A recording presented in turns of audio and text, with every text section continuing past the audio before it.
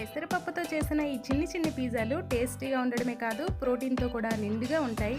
వీటి కోసం ముందుగా పెసరపప్పులో 1 స్పూన్ రైస్ని వేసి 4-5 గంటల పాటు నానబెట్టి తీసుకోవాలి. ఇప్పుడు ఇందులో కారానికి తగ్గట్టు పచ్చిమిర్చి, అల్లం ముక్కల్ని, రుచికి తగ్గట్టు సాల్ట్ని వేసుకొని మెత్తని పేస్ట్లా రుబ్బుకోవాలి.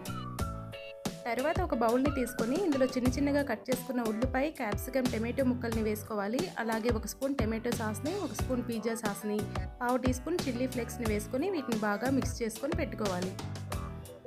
ఇప్పుడు స్టవ్ పై పొంగనాల పెనం పెట్టుకొని పెనం కాస్త హీట్ అయిన తర్వాత ఆయిల్ వేసుకొని పెసరపప్పు రుబ్బుని ఇందులో కొంచెంగా వేసుకోవాలి.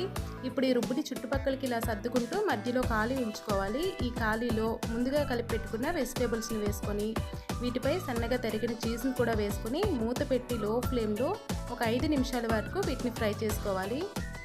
5 నిమిషాల తర్వాత చూస్తే మన చిట్టి హెల్దీ పిజ్జాలు రెడీ అయిపోతాయి. పిల్లలు వీటిని చాలా ఇష్టంగా తింటారు. మరిన్ని హెల్దీ స్నాక్ రెసిపీస్ కోసం ఛానల్ని సబ్స్క్రైబ్ చేసుకోండి.